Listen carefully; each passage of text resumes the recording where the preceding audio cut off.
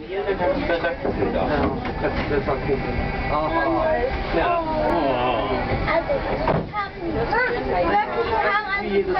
Ja.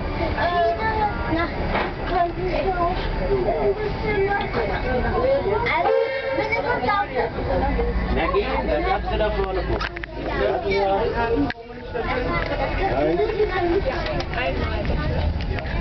Ja, recht schönen guten Tag, meine Damen und Herren. Wir begrüßen Sie zur Sonderfahrt ins Sperrgebiet, oder besser gesagt jetzt ehemaliges Sperrgebiet. Da ist früher niemand hingekommen, nur ganz auserlesene Persönlichkeiten. Ja? Aber auch heute ist das etwas Besonderes zum Tag der offenen Tür mit der Lappwaldbahn.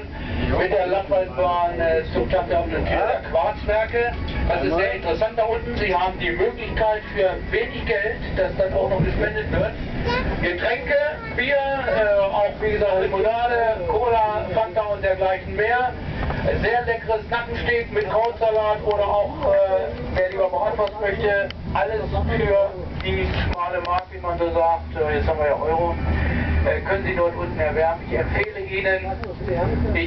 Ihnen aber auch eine Rundfahrt durch den Tagebau der Quarzwerke. Äußerst interessant. Lassen Sie sich Zeit. Wir fahren also sozusagen stündlich wieder zurück. Den Abfahrplan finden Sie unten. Und wenn wir unten in den Quarzwerken sind, Sie müssen sich nicht wundern, dass wir hier einige Türen gesperrt haben. Das dient Ihrer Sicherheit.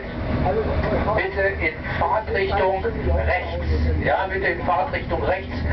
Nur dort, wo die Doppeltür ist, aussteigen und Vorsicht bitte beim Aussteigen. Wir haben dort einen Hilfsbahnsteig klein.